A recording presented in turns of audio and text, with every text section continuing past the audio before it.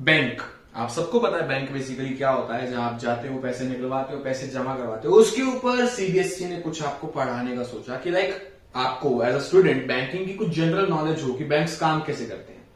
काफी, मैं बता रहा हूं आपको, काफी इंटरेस्टिंग चैप्टर होने वाला है। बट इसका सिर्फ एक कॉन है कि ये कम मार्क्स का आता है, इसकी एग्जाम में वेटेज कम है। लेकिन इसका मतलब ये नहीं कि आप इसको स्किप कर दोगे। चाहे आप पास होने वाले हो, आप इसको कंसीडर करोगे कि काफी इजी है, काफी इंटरेस्टिंग है। चाहे आप 100 लाने वाले हो तो ऑफ कोर्स करोगे, क्योंकि आप कुछ नहीं छोड़ सकते। तो ये चैप्टर तो सबको करना है। और व्हाट आई फील कि ये चैप्टर ना बेसिकली बातों का चैप्टर है, ये चैप्टर एग्जांपल्स का चैप्टर है, ये चैप्टर कंसेप्ट्स का चैप्टर है। यहाँ पे आपको कोई हाई टेक्निकल डेफिनेशन याद नहीं करनी, यहाँ पे कोई बहुत सारे पॉइंट्स याद नहीं करने। हाँ, थोड़े बहुत है, लेकिन बहुत सारे नहीं। यहाँ पे बस कंसेप्ट बिल्डअप करने कि कैसे देश का बैंकिंग सिस्टम काम करता है। और जब आपको वो समझ आ जाएगा तो चैप्टर हो जाएगा। बिना टाइम वेस्ट के शुरू करते हैं। और मैं आपको बता दूं कि मैक्रो इकोनॉमिक्स मैंने सारी करवा रखी है, जहां के देख सकते हो ये replaced. Now let's begin this chapter.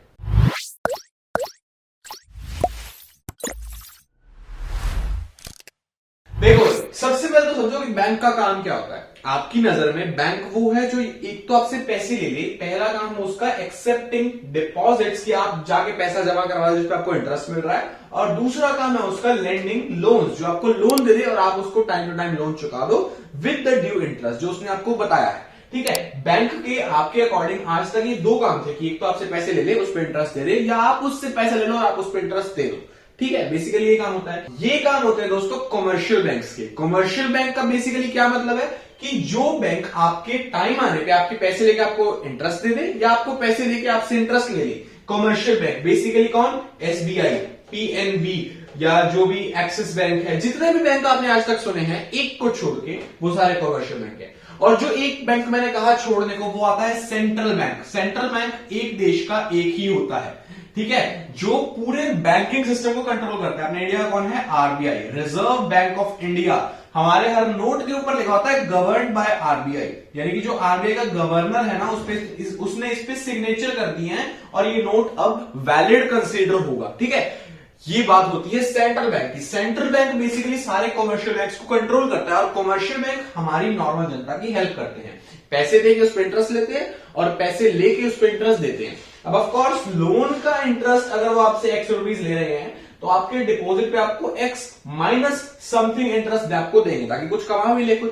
ठीक है, ये बेसिक से सिनेरियो चलता है। कमर्शियल बैंक के दो ही फंक्शन होते हैं। सेंट्रल बैंक के क्या फंक्शन होते हैं? Let's come up to that कि सेंट्रल बैंक करता क्या है यार? कंट्रोल करता है। ठीक है, कंट्रोल की टर्म्स में क्या क्या कंट्रोल करता है देखते हैं। हाँ जी दोस्तों, तो सेंट्रल बैंक के फंक्शंस देखने हैं हमें। सबसे पहला फंक्शन आता है इश्यूज नोट। हर देश का जो सेंट्रल बैंक होता है वो उस देश के लिए करेंसी इशू करता है, प्रिंट करता है। ठीक है, हमारे देश में जो नोट्स आते हैं, कॉइन्स आते हैं, वो आरबीआई बनाता है, पहला फंक्शन। दूसरा फंक्शन आता है बैंकर्स बैंक। जो काम कमर्शियल बैंक हमारे लिए करते हैं कि हमारे पैसे लेके उस पर इंटरेस्ट देते हैं और उनके पैसे हम लेते हैं तो उस पर हम इंटरेस्ट पे करते हैं, वही काम कमर्शियल बैंक के लिए आरबीआई यानी कि सेंट्रल बैंक करता है। मैं जब भी सेंट्रल बैंक बोलूं मतलब आरबीआई, और आरबीआई बोलूं मतलब सेंट्रल बैंक, समझ आना। ठीक है, तो central bank is the bank for commercial banks. अगर एसबीआई को आज अपने कुछ पैसे आरबीआई में जमा करवाने तो उस पे एसबीआई को इंटरेस्ट मिलेगा। और अगर आज एसबीआई के पास पैसे कम है, उसे आरबीआई से लोन उठाना है तो उसे आरबीआई को इंटरेस्ट देना पड़ेगा। बेसिकली जो काम हम कमर्शियल बैंक के साथ करते हैं वही काम कमर्शियल बैंक सेंट्रल बैंक के साथ करते हैं। तीसरा आता है लेंडर ऑफ लास्ट रिजॉर्ट। कभी कभी मान लो किसी बैंक के पास ऐसी सिचुएशन आ गई कि वो मतलब अपने पे आउट पूरे नहीं कर पा रहा, वो अपने खर्चे नहीं निकाल पा रहा, उसके पैसे की बहुत कमी है, तो हर तरफ से करने के बाद पैसे पूरे नहीं पड़ रहे, तो RBI proves to be the lender of last resort. जब कोई भी चीज नहीं होती ना, कोई भी ऑप्शन नहीं होता, लास्ट ऑप्शन बचता है RBI. RBI helps them out, RBI को लास्ट टाइम पे लेंड करता है। लास्ट ऑप्शन कमर्शियल बैंक्स के लिए आरबीआई होता है, उनको हेल्प करने के लिए। चौथा, custodian of foreign exchange. Foreign exchange की कस्टडी आरबीआई अपने पास रखता है। अगर आपने फॉरेन एक्सचेंज वाला चैप्टर अब तक नहीं देखा तो ये कार्ड में आ रहा, जाके देख सकते हो। एंड सिंपल सी चीज है यार कि जो भी फॉरेन करेंसी होती है, डॉलर, यूरो या थाईलैंड के मतलब जो भी होते हैं, हमको नहीं पता सारे, ज्यादा मेरी जी का कमजोर है, बट जितनी भी करेंसी होती है सारों का स्टॉक हमारा आरबीआई रखता है। हर देश का सेंट्रल बैंक बाकी हर देश की करेंसी का स्टॉक रखता है। उसके बाद अगर बात करें 5वें नंबर पे क्लियरिंग हाउस फंक्शन। मान लो एसबीआई का चेक पीएनबी के लिए, आपके हाथ में एसबीआई का चेक है, आप पीएनबी में जाकर उसको क्लियर करवाते हो, पैसे आपको मिल जाएंगे। बट वो पीएनबी एसबीआई की आपस की बात है कि हाँ भाई मैंने तेरे से 3 लाख रुपए लेने हैं, मैंने तेरे कस्टमर को 3 लाख पे कर दिए, अब तू मुझे 3 लाख दे रही हो। ठीक है, उनकी आपस की बात है।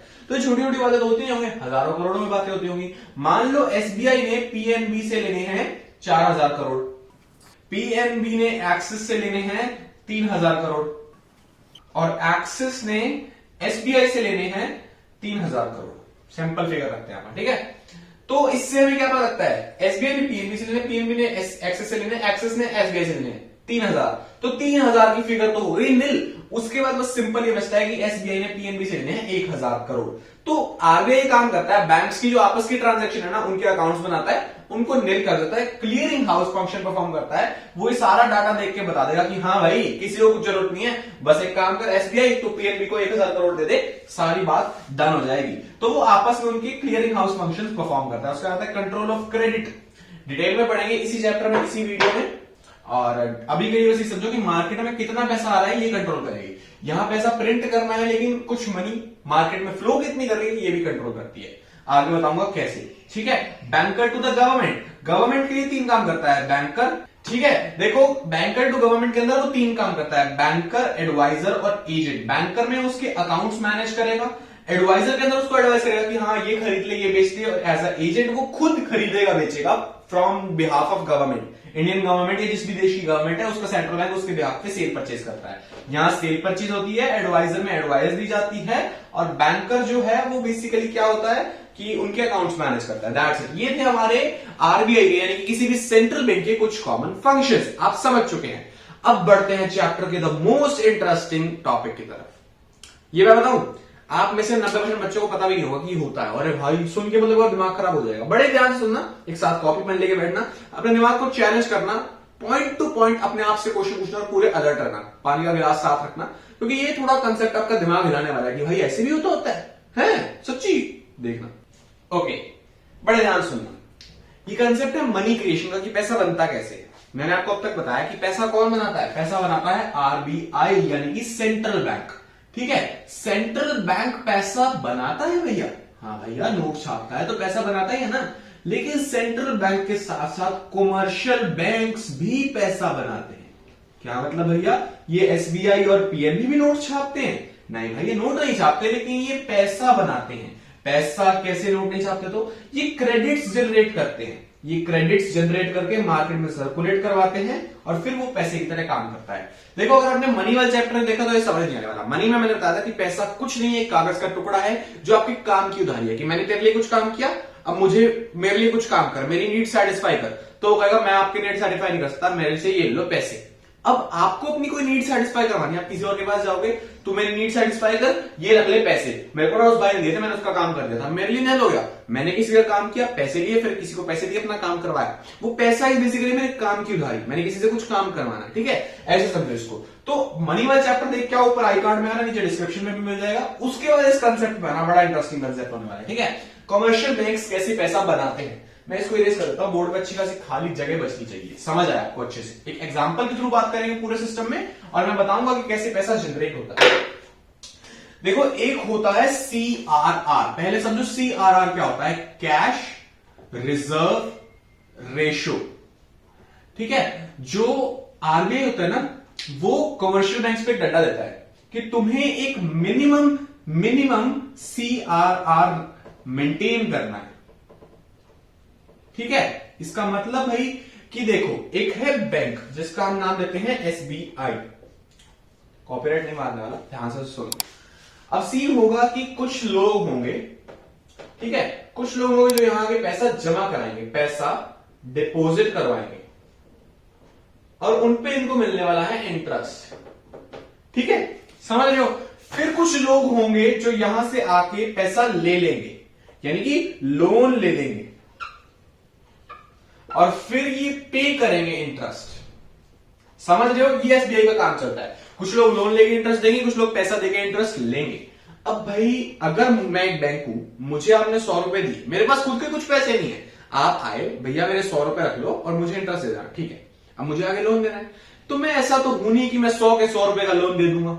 ऑब्वियस सी बात है, अगर 100 रुपए लिए लोन दे दिया, कल को आप आए भैया मेरे पैसे, वो ना मैंने रमेश को लोन दिया था, जा उससे लिया। नहीं, आप एटीएम में जाके अमाउंट डालते हो, कैश निकलता है ना, पर्ची तो नहीं निकलती है रमेश उसका एड्रेस जा उससे पैसे लिया, नहीं, सिंपली आपको पैसे मिलते। तो एज अ बैंक मुझे कुछ तो पैसा रखना पड़ेगा, आपके 100 रुपए में से कुछ परसेंट मैं खुद रख लूंगा, ताकि कल को अगर आप मुझसे पैसा मांगना है तो आपको दे सकूं, और बाकी का मैं लोन दे दूंगा। तो जितने परसेंट पैसा मैं खुद रखता हूं ना, टोटल मनी का, टोटल जितने मुझे डिपॉजिट्स आए, ठीक है, उस डिपॉजिट्स का जितने परसेंट में पैसा रखूंगा वो होता है बेसिकली सीआरआर। एग्जैक्टली वो सीआरआर नहीं होता, मैं बताता हूं। अगर मैंने रखा 10%, 100 रुपए में 10 रुपए रख दिया, मेरी मर्जी, बैंक की मर्जी। आरबीआई कहता है कि भैया आपको मिनिमम कुछ रखना है, जो मिनिमम वैल्यू होती है ना वो 4 से 5% रहती है, ठीक है। अगर मैं उससे ऊपर कुछ कर रहा हूं तो मेरी मर्जी है। That is basically vault reserve ratio. Vault मतलब मेरे वॉल्ट में मैंने कितने रखे हुए, मेरे वॉलेट, ठीक है। बैंक ने अपने वॉल्ट में कितने रखे, आरबीआई ने अगर 5% बोला तो CRR is the minimum limit, वो 5% है। अगर बैंक अपनी सेफ्टी के लिए 7% रख रहा है तो बचा हुआ 2% वीआरआर में काउंट होगा, वीआरआर में काउंट होगा, वॉल्ट रिजर्व में, सॉरी, ठीक है। तो आपको 1 मार्क में पूछा जाता है, दोनों में फर्क क्या है? दोनों में फर्क यह है कि सीआरआर मिनिमम होता है जो आरबीआई बोलता है, वीआरआर बैंक अपनी मर्जी से रखता है। इतना सिनेरियो समझ आ गया? नहीं आया तो कमेंट करो, आपके कमेंट का रिप्लाई जरूर मिलेगा आपको। और अब बढ़ते हैं आगे कि हाँ भैया कमर्शियल बैंक पैसा कैसे बनाता है, आपने अभी तक बताया नहीं है, बताने वाला हूं भाई, सुनो बड़े ध्यान से कि कमर्शियल बैंक्स भी पैसे बनाते हैं। अभी के लिए हम मान के चलते हैं कि एक बैंक एग्जिस्ट करता है, कोई भी बैंक हो, वो अपना वीआरआर मेंटेन करता है 10%। Just for an example, for the sake of simplicity, मान लो कि वो 10% वीआरआर मेंटेन करता है। ये रहा वो बैंक, इसको इनकमिंग हुई ₹10,000 की। बिल्कुल आपकी बुक वाला एग्जांपल उठा रहा हूं मैं, ठीक है। ये मत बोलना कि भैया कोड छाता नहीं आता है। सिंप्लिसिटी के लिए पहले ये समझो, तुम्हें हो सकता है कि इसको 6 मार्क्स में एक्सप्लेन भी करना आ जाए, 3 मार्क्स में भी आ सकता है। तो बड़े अच्छे से सुन लो, बड़े अच्छे से समझ लो, जितने अच्छे से समझोगे उतने अच्छे से समझा पाओगे। एक बैंक है, ठीक है, उस बैंक के पास इनकमिंग हुई है 10,000 रुपए की, यानी कि उसको किसी ने 10,000 रुपए जमा करवाया उसमें, उस पर वो बंदा इंटरेस्ट मांग रहा है। मान लो सिर्फ एक ही बंदा है जिसने 10,000 रुपए जमा करवाया, ओके, बाकी बंदे बहुत है देश पे, पैसे जमा करवाने वाला एक ही बंदा, यहां तक ना। अब बैंक क्या करेगा, 10% मनी खुद रख लेगा, यानी कि 1,000 तो उसने रख लिया, बचा हुआ कितना, 9,000 का लोन दे दिया। मानते हो यहां तक? डन है भैया, डन है, डन है, कोई दिक्कत नहीं है। 10,000 रुपए थे, 10,000 में से 1,000 बैंक ने रख लिए, 9,000 को आगे लोन दे दिया। अब एक मुझे बात बताओ, ये जो 10,000 रुपए हैं ये बैंक के लिए क्या है? बैंक के लिए है लायबिलिटी, ठीक है, क्योंकि ये बंदे से पैसे लिए, जब भी ये बंदा मांगने आएगा बैंक को वापस देने पड़ेंगे, मानते हो? ये है लायबिलिटी। अब बैंक ने क्या किया, बैंक ने 9,000 रुपए का लोन दे दिया। आप बैंक से लोन लेने गए, मैं अगर एसबीआई से लोन लेने गया हूं तो एसबीआई ये तो नहीं कहेगा ना कि जाओ घर पे आपके कोरियर वाला लड़का आएगा कैश दे जाएगा, नहीं, लोन कभी भी कैश में नहीं होता। लोन का बेसिक सा मतलब होता है कि सर हम ना आपके बैंक अकाउंट में 9,000 रुपए डाल देंगे, फिर आप वहां से कैश विड्रॉ करवा लेना, ठीक है। बैंक अकाउंट में वैल्यू बढ़ी, फिर आपने कैश निकलवा लिया, मानते हो ये बात? अब 10,000 के बाद जब बैंक ने 9,000 रुपए का लोन दिया, बड़े ध्यान सुनना इस कंसेप्ट को, आधे बच्चे यही कंफ्यूज हो जाओगे, फिर आगे कुछ समझ नहीं आने वाला। 10,000 रुपए बैंक की लायबिलिटी है, इस बंदे को देने हैं। ये मान लो बंदा मैं हूं, वी से विश्वास, मैंने बैंक में 10,000 रुपए जमा करवाए, ठीक है, ऑल्दो मेरे पास 10,000 रुपए है नहीं, बट मान लो मैंने जमा करवाए, बैंक के लिए वो लायबिलिटी बन गई 10,000 रुपए की, मुझे देने हैं। जब भी मैं मांगू, बैंक ने उस 10 में से 9,000 रुपए का दे दिया, लोन 1,000 रुपए अपने पास रख के। बात ध्यान रखना कि हम हार्ड कैश की बात नहीं कर रहे हैं, सारा मशीनों में बात चल रही है। 9,000 रुपए बैंक ने सुरेश के अकाउंट में ऐड कर दिए। एक और बंदा एग्जिस्ट करता है सुरेश, उसके बैंक अकाउंट में 9,000 रुपए ऐड कर दिए। अब वो कैश निकलवाए ना निकलवाए हमें नहीं पता, अकाउंट में ऐड कर दिया ना, ठीक है। अब इससे क्या हुआ, बड़े ध्यान से, बड़ी लॉजिकली मुझे आंसर देना। इससे क्या हुआ, इससे बैंक ने बेसिकली अपनी लायबिलिटी बढ़ा ली, मानते हो? लायबिलिटी बढ़ा ली by 9,000। Of course asset liabilities बराबर चलती हैं, तो उसकी एसेट भी बढ़ गई बाय 9,000। भैया क्या बोल रहे हो, पागल हो गया? सुनो मेरे भाई, अगर बैंक ने सुरेश के खाते में 9,000 रुपए और डाल दिए, धक्के से डाल दिए, तो कल को वापस लेगा ना, तो उसकी एसेट बन गई। एसेट तो तुम मानते हो, हाँ लोन दिया, एसेट तो बनेगी, ठीक है, पर लायबिलिटी कैसे बन गई? लायबिलिटी ऐसे बन गई कि हमने उसके खाते में डाले, जो भी पैसा मेरे अकाउंट में पड़ा है वो बैंक की तो लायबिलिटी है ना। आप बैंक हो, मैंने आपको इतने पैसे दे दिए, मेरा अकाउंट है आपके पास, मेरे अकाउंट में पैसे पड़े हैं, तो आपके लिए तो लायबिलिटी है कि कल को मुझे पैसे देने हैं। अब कल को सुरेश आ जाएगा बैंक में पैसे मांगने, तो उसको तो 9,000 रुपए देने हैं ना, तो बैंक के लिए वो 9,000 भी लायबिलिटी है, बैंक के लिए वो 10,000 भी लायबिलिटी है। 10,000 विश्वास को देने हैं, 9,000 सुरेश को देने हैं, दोनों केसेस में लायबिलिटी और एसेट लायबिलिटी बराबर चलती है। अकाउंट्स में हमने पढ़ा था कि दोनों साइड बराबर इफेक्ट पड़ता है, अगर एक साइड एसेट बढ़ी है दूसरी साइड लायबिलिटी भी बढ़ेगी ना। इसीलिए एसेट बढ़ी, 9,000 रुपए के हमने लोन दिया, उससे वापस लेने, लायबिलिटी बढ़ी 9,000 रुपए के हमने उसके खाते में डाली, जब वो मांगने आएगा उसे देने पड़ेंगे। यहां तक सीन चल रहा है क्लियर। अब आती है असली गेम, बड़ा ध्यान सुनना। बैंक ने मुझसे 10,000 रुपए लिया कैश, मैंने जमा करवाया कैश, मानते हो? मान गए भैया, मान गए, कोई दिक्कत नहीं है। लेकिन क्या उसके पास से 9,000 रुपए कैश चला गया? जा भी सकता है, नहीं भी जा सकता। बिल्कुल सही बात है आपकी, जा भी सकता है, वही भी जा सकता। लेकिन यहां जो हम एग्जांपल ले रहे हैं, सिंगल बंदे ने पैसे डाले, सिंगल बंदे को पैसे मिले, बहुत ही सेक ऑफ सिंपलिसिटी के लिए बहुत ही एब्नॉर्मल एग्जांपल ले रहे हैं। रियल लाइफ में लाखों बंदे पैसे डालते हैं, लाखों बंदे पैसे निकालते हैं। तो मैक्सिमम लोग क्या करते हैं कि सुरेश ने 9,000 रुपए का लोन लिया, अब वो क्या करेगा? किस काम के लिए लोन लिया? मोस्टली या तो गाड़ी के लिए लिया, या उसने होम के लिए लिया, या किसी भी ऐसे काम के लिए लिया जिसके लिए बैंक किसी लोन अलॉट कर देता है। अगर उसने गाड़ी के लिए लिया तो वो क्या करेगा? मेरे को कैश नहीं चाहिए, बैंक से पेमेंट कर दूंगा मैं गाड़ी वाले को, मेरे को गाड़ी भिजवा दो। अब ये 9,000 चले गए गाड़ी वाले के अकाउंट में, किसी भी कार के शोरूम है उसके अकाउंट में चले गए। बेसिकली क्या हुआ? कैश तो कहीं नहीं निकला, गाड़ी वाले के भी बैंक अकाउंट में पड़े। बैंक ने पहले जो 9,000 रुपए सुरेश को देने थे, अब वो 9,000 रुपए गाड़ी वाले को देने हैं, और एसेट तो बैंक की 9,000 रुपए पड़ी है। तो मोस्टली केसेस में क्या होता है, पैसा बैंक थ्रू बैंक ही घूमता रह जाता है, ठीक है, कैश नहीं निकलता। निकल भी जाएगा तो कोई बात नहीं, हमें इतना डीप में नहीं जाना, हमें बस ये समझना है कि बैंक के हाथ से इन 10,000 में से एक्चुअल में कितने पैसे गए। बैंक के हाथ में से इन 10,000 में सिर्फ 1,000 रुपए गया जो इसने खुद रखा है, और कुछ नहीं गया। 9,000 रुपए अभी भी कहीं नहीं गए मेरे भाई। बात को समझो कि 9,000 रुपए बैंक थ्रू बैंक ही घूम रहे हैं। एसबीआई, पीएनबी, एक्सिस, जो भी बैंक है, bank of Baroda, Canara bank, कोई भी बैंक है, बैंक थ्रू बैंक ट्रांसफर चल रहे हैं। कभी किसी ने कैश निकलवा भी लिया तो कोई बात नहीं, एट द एंड वो बंदा कहीं खर्चेगा, किसी दुकान पे खर्चेगा, वो at the end of the day अपना करंट अकाउंट में जमा करवा देगा। मोस्टली बिजनेस क्या करते हैं, दिन के एंड में 6,000, 8,000, 10,000 जितने हैं वो बैंक में जमा करवा देते हैं। तो हम ये मान के चल रहे हैं कि हमारी इकोनॉमी चल ही बैंक थ्रू बैंक रही है, कैश की बात ही नहीं हो रही। जो भी है, for the sake of simplicity, बहुत इजी एग्जांपल मान रहे हैं। हमारे सिलेबस में जितना है मुझ पर भरोसा कर लो, बिल्कुल सही बता रहा हूं मैं, ठीक है, ऐसा ही होता है। कोई डाउट है कमेंट कर दो, मैं पढ़ूंगा, ठीक है। ये मेरा फेवरेट चैप्टर था, टू बी ऑनेस्ट। बहुत कम मार्क्स आता है, बैंकिंग प्लस मनी दोनों टोटल 6 नंबर के आते हैं, बट इसको पढ़ने में जितना मजा आएगा ना, किसी चैप्टर को पढ़ने में नहीं आएगा। तो बड़े ध्यान से सुनना। अब हुआ क्या, बेसिकली ध्यान से सुनना, बैंक की लायबिलिटी टोटल है 19,000 की। कितनी? 19,000 की, ठीक है। कैसे भैया? 10,000 तो उसने विश्वास को देने हैं, हाँ 10,000 उसने विश्वास को देने हैं, और 9,000 उसने गाड़ी वाले को देने हैं या सुरेश को देने हैं, जो भी सिनेरियो है, देने हैं ना। 19,000 की लायबिलिटी है, एसेट जो भी हो। अब भैया 19,000 की लायबिलिटी है तो उसको 19,000 के अकॉर्डिंग अपना वॉल्ट रिजर्व रेशियो मेंटेन करना होगा, यानी कि 10%। और 19,000 का 10% क्या होता है? 1,900 रुपए। अब 1,900 रुपए मेंटेन कैसे करें, उसका तो 1,000 ही है। तो भाई 10,000 कैश पड़ा ना, एक काम कर, यहां से 900 रुपए और निकाल ले। अब तेरे पास कितने बचे? सिर्फ 8,100 रुपीज, सिर्फ 8,100 रुपीज। अब इसका क्या मतलब है? इसका मतलब सिंपल सा ये बनता है यार कि हमारे पास 10,000 थे ना, उसमें से 8,100 हमारे पास अभी भी पड़े हैं, और 1,900 रुपए हमने निकाल लिए हैं टू मैनेजर वीआरआर। अब क्या होगा, हम 8,100 का सुरेश की जगह रमेश को लोन दे देंगे, हम फिर से एक लोन रिपर्पस कर देंगे। कैश अभी भी कहीं नहीं गया, रमेश के भी बैंक में ट्रांसफर हो गए, उसने भी कहीं दे दिए। बैंक की 8,100 से एसेट और बढ़ गई, 8,100 से लायबिलिटी और बढ़ गई। अब टोटल लायबिलिटी कितनी होगी भैया? टोटल लायबिलिटी होगी यार 27,100 रुपए।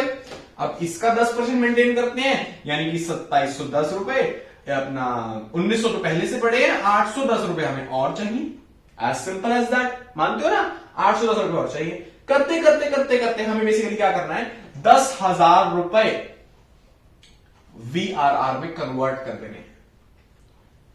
ये कैसे होगा भैया? सोच के देखो, मैंने कहा कि आपको 10% खुद रखना है, बाकी लोन दे देना है। टोटल डिपॉजिट का 10% खुद रखना है। We want our 10,000 to be 10% of the total deposit. Total deposit जितनी नहीं है उसका 10% हमारा वीआरआर हो, दैट इज 10,000। थोड़ा सा काफी मैसअप हो चुका है, लेट्स क्लीन दिस। और अब एक बात पे दिमाग लगाओ, हमने मान लिया हमारी टोटल डिपॉजिट होने वाली है x, और x का 10% हम चाहते हैं 10,000 रुपए। सारा एग्जांपल याद है ना? आई होप सो आप सब साथ साथ कॉपी में नोट कर रहे हो, ठीक है।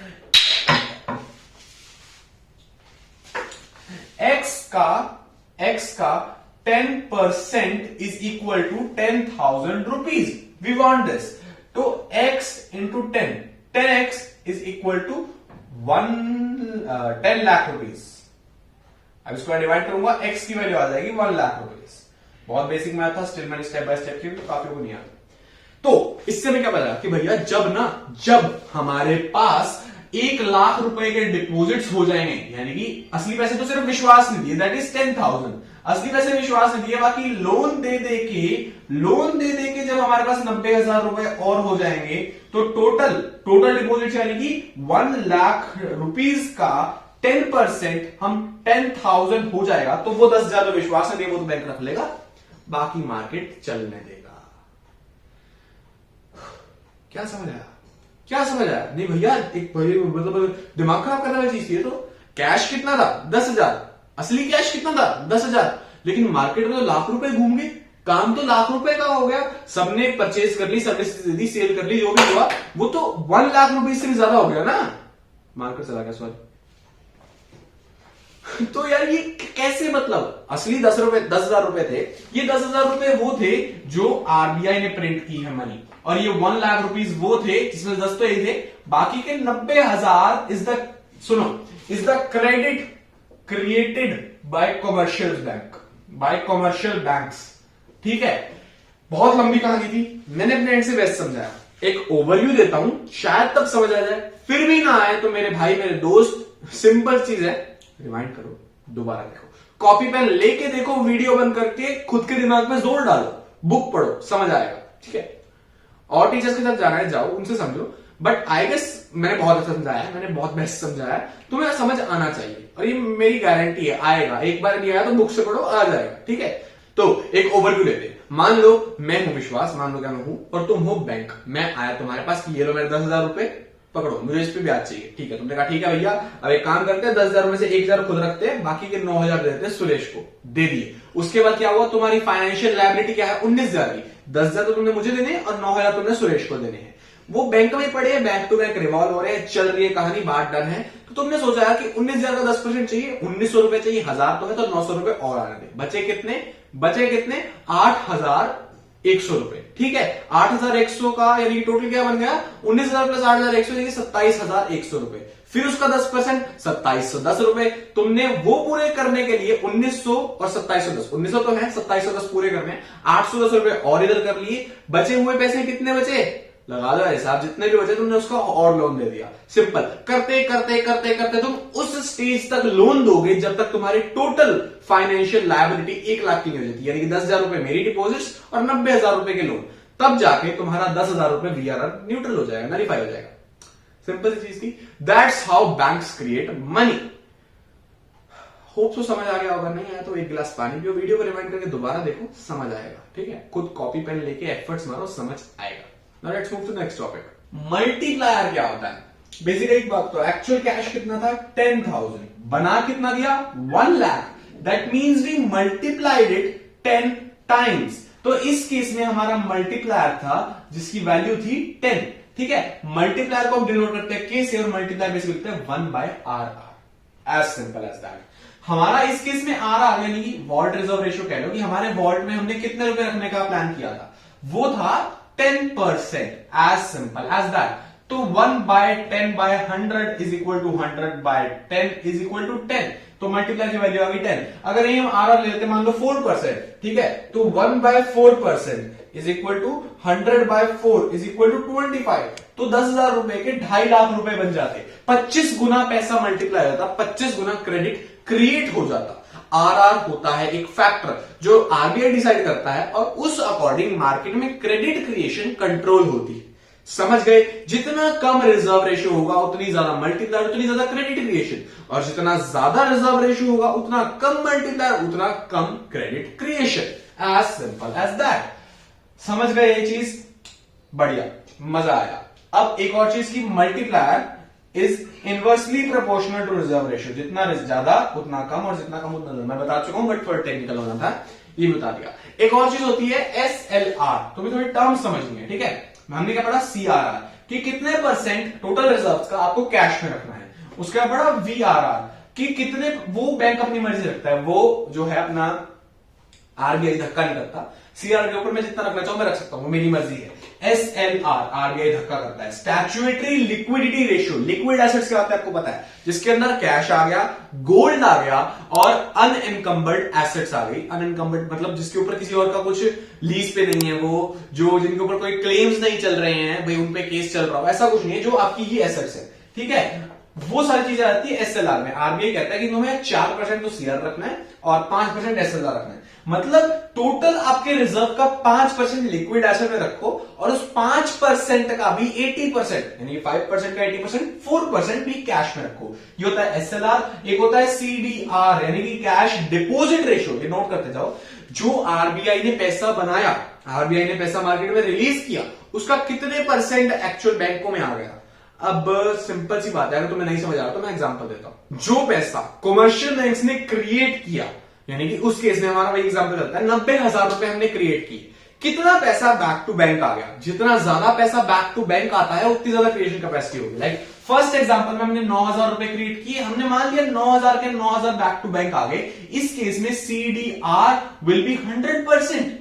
और एक्चुअल सीडीआर कितना चलता है मुझे नहीं पता, बट यहां हाइपोथेटिकल मान रहे हैं सीडीआर 100% है। जितना पैसा लोगों के पास गया उसका 100 का 100 बैक आ गया। तो जितनी ज्यादा ऐसा होता है उतनी ज्यादा क्रेडिट क्रिएशन होती है। सीडीआर, जैसे मैंने बताया आपको कि CRR is inversely proportional to multiplier, but CDR is directly proportional to multiplier. जितना ज्यादा सीडीआर होगा उतनी ज्यादा मल्टीप्लायर होगा, उतनी ज्यादा क्रेडिट क्रिएशन होगी। ये टर्म्स भी हो गई। अब चलते हैं थोड़ा और आगे कि how in which ways RBI controls the credit creation in market. उसको ऐसा क्यों करना पड़ता है, लेट्स हैव अ लुक। देखो भाई, आरबीआई को टाइम टू टाइम जरूरत पड़ती है कि मार्केट में कितना क्रेडिट क्रिएट हो रहा है। आपको ये तो पता लगा क्रेडिट क्रिएशन होता क्या है, कि जो कमर्शियल बैंक्स पैसा बनाते हैं अपने एंड से, क्रेडिट बनाते हैं, वो होता है क्रेडिट क्रिएशन। अब आरबीआई को टाइम टू टाइम कंट्रोल करना पड़ता है कि कितना मार्केट में क्रेडिट क्रिएशन करने देना है और कितना नहीं करने देना। ये कंट्रोल क्यों करना पड़ता है, क्योंकि अलग अलग टाइम पे मार्केट में आती है इन्फ्लेशन या डिफ्लेशन। इन्फ्लेशन डिफ्लेशन क्या होता है नहीं पता, मतलब आपने ये चैप्टर नहीं देखा, कोई बात नहीं, सिलेबस वाइज सीरियल वाइज चल रहे हो तो वो चैप्टर आएगा तो अच्छे से समझ जाओगे। अभी के लिए समझो कि मार्केट में जब बहुत ज्यादा पैसा हो जाता है, बहुत ज्यादा पैसा हो जाता है मार्केट में, लोगों के पास खर्चने की क्षमता बढ़ जाती है, उससे डिमांड बढ़ जाती है और डिमांड बढ़ने से प्राइस बढ़ जाता है। उस केस को हम बोलते हैं इन्फ्लेशन, ठीक है। और मार्केट में जब पैसा बहुत कम हो जाता है, मार्केट में लोगों की खर्चने की क्षमता कम हो जाती है, डिमांड कम हो जाती है, तो चीजों के प्राइस गिर जाते हैं, उसको बोलते हैं डिफ्लेशन, ठीक है। अच्छी इकोनॉमी के लिए कोई नहीं है ना इन्फ्लेशन ना डिफ्लेशन, बट जो भी होता है, जब भी होता है, गवर्नमेंट ट्राइज, आरबीआई ट्राइज की इसको हम नॉर्मल ले आए। जब इन्फ्लेशन हो गया तो वापस ले आओ, डिफ्लेशन हो गया तो वापस ले आओ।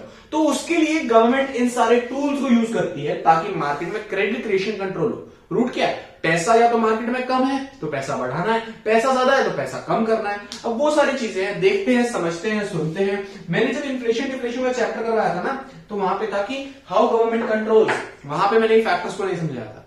तो अगर आप वो वीडियो देख के भी आ रहे हो तो बड़े ध्यान से सुनना, क्योंकि मैंने पूरी प्लेलिस्ट में इसको एक ही बार करवाया। सुनते जाओ। दो तरह के फैक्टर्स होते हैं, एक होते हैं क्वालिटेटिव फैक्टर्स और एक होते हैं क्वांटिटेटिव फैक्टर्स। मैंने शायद उल्टा लिख दिया, सॉरी। ये है क्वांटिटेटिव और ये है क्वालिटेटिव। जस्ट अ मिनट, ठीक है। क्वांटिटेटिव फैक्टर्स वो फैक्टर्स होते हैं जो बेसिकली कुछ नंबर्स में हेरफेर है, ठीक है, नंबर्स में, और वो पूरी इकोनॉमी को इक्वली इंपैक्ट कर रहे हैं। क्वालिटेटिव फैक्टर्स वो फैक्टर्स होते हैं जो नंबर में हेरफेर नहीं है और वो सेक्शंस को, सोसाइटी के कुछ सेक्शंस को, कुछ सेक्टर्स को अलग अलग तरीके से इंपैक्ट कर रहे हैं। पढ़ते हैं, समझते हैं, फिर समझ आएगा। क्वांटिटेटिव फैक्टर में सबसे पहला आता है रेपो रेट। रेपो रेट वो रेट होता है जिस रेट पे कमर्शियल बैंक अपना पैसा आरबीआई के पास जमा करवाते हैं, ठीक है। मैं कमर्शियल बैंक हूं, मैंने आपको क्या बताया कि जो रिलेशन कस्टमर का कमर्शियल बैंक के साथ है, वही रिलेशन कमर्शियल बैंक का सेंट्रल बैंक के साथ है। कमर्शियल बैंक के पास ज्यादा पैसे आ गए, उसने आरबीआई के पास जमा करा दिए, उसको मिलेगा उस पर इंटरेस्ट। उस इंटरेस्ट को हम बोलते हैं रेपो रेट, ठीक है। अब how RBI can use this to control credit creation in the market. एक दिमाग लगाओ, एक चीज सोचो, मार्केट में लोन देके कमर्शियल बैंक को मिलता है, मान लो जस्ट एग्जांपल 10% इंटरेस्ट, और आरबीआई ने कह दिया कि अगर तुम मार्केट में लोन देने के बजाय मुझे पैसे दोगे ना तो मैं तुम्हें दूंगा 15% इंटरेस्ट। तो आप एज अ कमर्शियल बैंक क्या प्रेफर करोगे, भाई मुझे तो इंटरेस्ट चाहिए, चाहे लोगों को दो चाहे आरबीआई को। तो सारे कमर्शियल बैंक लोगों को देने की जगह ना आरबीआई को लोन देंगे, ठीक है, ताकि रेपो रेट उनको मिल जाए जो कि ज्यादा है। उससे क्या होगा, मार्केट में पैसा कम हो जाएगा। तो जब भी डिफ्लेशन होती है, रेपो रेट को बढ़ा दिया जाता है ताकि पैसा आरबीआई के पास आ जाए और मार्केट में कम जाए। सॉरी, मैं गलत बोल रहा, सॉरी। जब भी इन्फ्लेशन होती है, जब भी मार्केट में पैसा ज्यादा हो रहा है, बैंक और पैसा मार्केट में ना दे, इसलिए रेपो रेट बढ़ा दिया, पैसा दे दो आरबीआई को और मार्केट में कम पैसा जाए। जब डिफ्लेशन होती है तो रेपो रेट घटा दिया, 15 कर दिया 5%, कि हमें तो बिल्कुल ही ना दो, हमें ना दो, तुम मार्केट में दो, मार्केट में पैसा बढ़ाओ ताकि डिफ्लेशन कम हो जाए, ठीक है। इसी क्या बोला जाता है, रिवर्स रेपो रेट। जब आरबीआई बैंक्स को लोन देता है, मतलब तू मेरे से पैसे ले, मुझे इंटरेस्ट दियो, ठीक है, वो होता है रिवर्स रेपो रेट। उस पर कितना इंटरेस्ट चार्ज करता है आरबीआई। जब मार्केट में चल रही है डिफ्लेशन, बड़े ध्यान से दिमाग लगाना, जब मार्केट में चल रही है डिफ्लेशन मतलब मार्केट में पैसे की है कमी। ये सारे पॉइंट्स आपको याद नहीं करने, आपको सोचने हैं, वहीं मतलब ऐसे ऐसे समझ के चलना है। एग्जाम टाइम में सोचने का टाइम नहीं होगा, तो इसलिए इतनी अच्छी प्रैक्टिस करना कि लॉजिक के साथ साथ आपको याद हो जाए कि मुझे क्या, कब, कहां, कौन सा कम, कौन सा ज्यादा। जब मार्केट में डिफ्लेशन है मतलब मार्केट में पैसा क्या है, कम, हमें मार्केट में पैसा डालना है ज्यादा। और क्या है कि कमर्शियल बैंक तो पैसा डालेंगे नहीं अपने आप, तो रिजर्व बैंक क्या करता है कि भाई मैनेजर जो अपना वो है, वो तुम्हें लोन देने का जो इंटरेस्ट है मैं कर देता हूं कम, तो तुम मुझसे ज्यादा लोन ले लो, ठीक है। मैं आरबीआई हूं, तुम कमर्शियल बैंक हो, मैं तुम्हें सस्ते रेट पे लोन दूंगा तो तुम ले लोगे, ज्यादा ले लोगे, ज्यादा ले लोगे तो तुम ज्यादा मार्केट में सप्लाई करोगे। तो बेसिक सा पर्पज ये होता है कि मैं लोन सस्ता दे दूं जिससे तुम ज्यादा लोन ले लो और ज्यादा मार्केट में सप्लाई करो ताकि डिफ्लेशन कम हो जाए। वहीं अगर इन्फ्लेशन है तो तुम्हें ज्यादा पैसा नहीं देना कि मार्केट में तुम ज्यादा ना बहाओ, मार्केट में ऑलरेडी बहुत है, तो मैं रिवर्स रेपो रेट को इंक्रीज कर दूंगा। देखा, रेपो रेट भी इन्फ्लेशन के टाइम इंक्रीज और रिवर्स भी अपना, दोनों मतलब इन्फ्लेशन के टाइम इंक्रीज हो रहे हैं और डिफ्लेशन के टाइम डिक्रीज हो रहे हैं। ये दोनों तो आप अच्छे से समझ चुके हो, ठीक है। उसके बाद है open market operations. Open market operations क्या होते हैं कि आरबीआई जो है ये सारे काम आरबीआई करता है। आरबीआई ओपन मार्केट में जाके कुछ सिक्योरिटीज यानी कि कुछ शेयर्स या डिवेंचर्स या कोई भी एसेट खरीदेगा या बेच देगा जब मार्केट में डिफ्लेशन चल रही है, ठीक है। मार्केट में डिफ्लेशन बड़ा सिंपल है, मार्केट में डिफ्लेशन है, मार्केट में पैसा नहीं, तो वो क्या करेगा, मार्केट से जाके ना कुछ शेयर्स खरीद लेगा, कुछ सिक्योरिटीज खरीद लेगा और उनको पैसा दे देगा। पैसा मार्केट में आ गया, मस्त डिफ्लेशन कब होगी, जब मार्केट में पैसा बहुत ज्यादा है, यानी कि क्या है, इन्फ्लेशन है, तो वो बेच देगा। बेचने से क्या होगा, पैसा मार्केट से खुद रख लेगा, आरबीआई अपने पास स्टोर कर देगा ताकि इन्फ्लेशन कम हो जाए। ये भी समझ गए। सीआरआर क्या होता है, एसएलआर क्या होता है, आपको पता है। जब मार्केट में चल रही है इन्फ्लेशन, मैंने पीछे समझाया था, अगर वीडियो पूरी नहीं देख के स्किप करके आया तो भाई बहुत बड़ा नुकसान करवा रहे हो। अच्छे से पूरी वीडियो देखो, बहुत अच्छा समझाने वाला है। जब मार्केट में चल रहा है इन्फ्लेशन यानी कि लोगों के पास ऑलरेडी पैसा बहुत है, बहुत पैसा है, तो सरकार क्या करेगी, सीआरआर और एसएलआर को इंक्रीज कर देगी ताकि मल्टीप्लायर गिर जाए और मनी क्रिएशन गिर जाए। समझ गए ना, आपको पता है सीआरआर और SLR are inversely proportional to multiplier. Inflation में इंक्रीज कर देगी और डिफ्लेशन है, पैसा बहुत कम है, तो सीआरआर और एसएलआर को गिरा देगी कि तुम खुद के पास कम रखो, मार्केट में ज्यादा दो, ज्यादा लोन बांटो, ज्यादा क्रेडिट क्रिएशन करो ताकि मार्केट में पैसा आ जाए। ये बेसिकली अपने थे क्वांटिटेटिव फैक्टर्स जो सारी इकोनॉमी को बराबर इंपैक्ट करते हैं। फिर आते हैं क्वालिटेटिव फैक्टर। सबसे पहला था मार्जिन रिक्वायरमेंट। जब भी आप लोन लेने जाओगे ना, आपने मान लो होम लोन लेना है तो आपको रखना पड़ेगा कोलेट्रल। कोलेट्रल यानी कि कुछ गिरवी। आपने मान लो 1 करोड़ का लोन लेना है, 1 करोड़ का लोन लेना है और आप 1 करोड़ की एसेट गिरवी रख रहे हो, तो ऐसा तो संभव ही नहीं है भाई। आप अगर 1 करोड़ की एसेट गिरवी रख लो ना, मोर्टगेज, ठीक है, इसको मोर्टगेज बोलते हैं, तो आपको 80 लाख का लोन मिल जाएगा, ठीक है। 80% लोन आपको मिल जाएगा जितनी की आप एसेट मोर्टगेज रख रहे हो। समझ गए भाई, बहुत बढ़िया, अच्छे से समझ गए। इसका मार्जिन देखो, मतलब क्या, मतलब यहां मतलब है कि आपको 20% मार्जिन रखना होगा।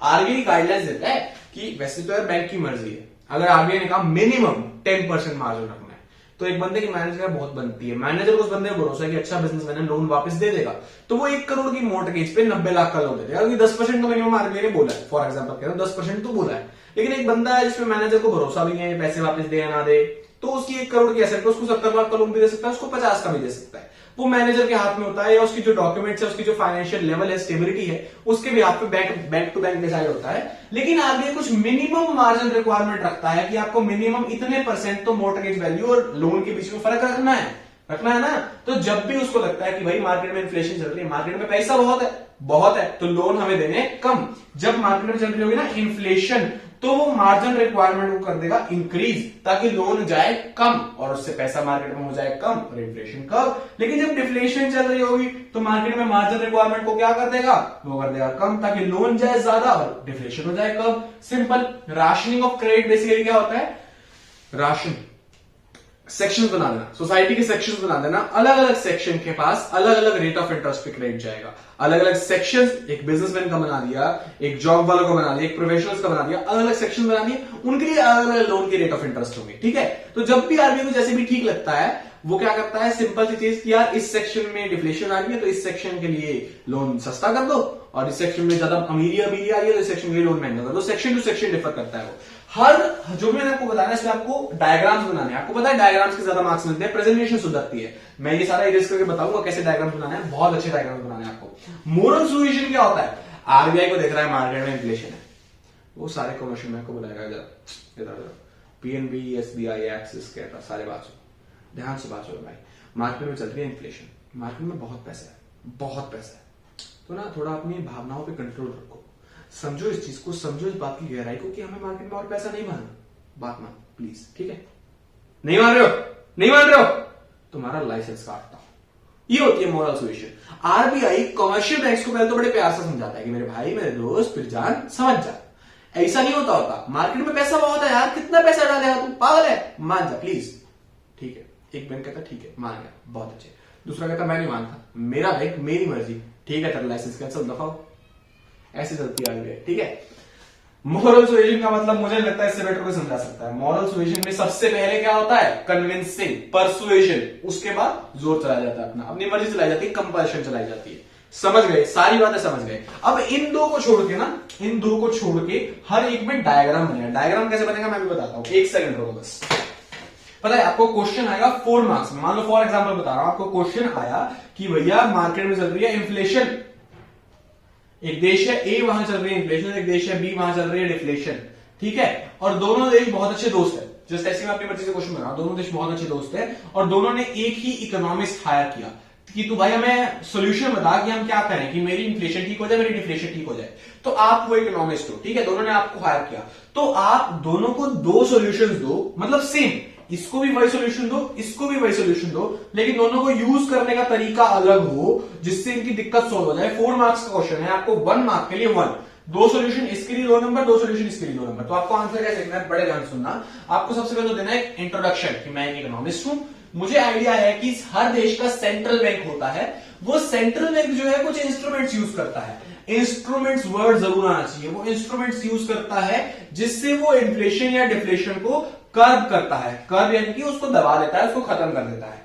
तो मैं ये 2 इंस्ट्रूमेंट्स बताना चाहूंगा। पहले आप दोनों इंस्ट्रूमेंट्स का नाम लिख दोगे। मान लो फॉर एग्जांपल आपने एक इंस्ट्रूमेंट रखा मार्जिन रिक्वायरमेंट, ठीक है, और दूसरा इंस्ट्रूमेंट आपने रख दिया रेपो रेट, मान लो, ठीक है? रेपो रेट आप कोई भी रख सकते हो, अनटिल एंड उसने कहा, उसने कहा क्वालिटेटिव तो क्वालिटेटिव रखो, उसने कहा क्वांटिटेटिव तो क्वांटिटेटिव रखो। आपने ये 2 गिन लिए, तो पता क्या करना है, सबसे पहले let's deal with country A, let's deal with country A. Country A में क्या था भैया, कंट्री ए में थी इन्फ्लेशन, ठीक है? कंट्री ए में इन्फ्लेशन थी, मुझे याद नहीं एग्जैक्टली मैंने क्या लिखा था, चलो समझ गया, मतलब मेरे पास क्वेश्चन है, कंट्री ए में अगर इन्फ्लेशन थी तो आप बताओ कि भैया रेपो रेट का वहां कैसे यूज होगा, पूरा एक पैराग्राफ लिख दो। दूसरा बताओ मार्जिन रिक्वायरमेंट का वहां कैसे यूज होगा, पूरा पैराग्राफ लिख दो। फिर आप आओ कंट्री बी पे कि भैया कंट्री बी में क्या था, कंट्री बी में डिफ्लेशन थी, वहां रेपो रेट का कैसे यूज होगा, पूरा पैराग्राफ। और सेकंड पॉइंट वहां मार्जिन रिक्वायरमेंट का कैसे यूज होगा, पूरा पैराग्राफ लिख दो। आपने लिख दिया, एंड में आगे एक डायग्राम बनाना है। डायग्राम में एक डब्बे में लिखो रेपो रेट। ये डायग्राम बहुत काम के होते हैं, फ्लो चार्ट, और इसके बड़े अच्छे नंबर मिलते हैं, मतलब टीचर का देख के दिल खुश हो जाता है। एक क्वेश्चन में बना दोगे पूरे पेपर के, उस पर इंप्रेशन बन जाएगा। 2 arrow, country A, country B, नीचे नीचे क्या था, कंट्री ए में इन्फ्लेशन था भैया, और कंट्री बी में क्या था, डिफ्लेशन था। नीचे जाके एक डब्बा बनाओ, रेपो रेट राइज।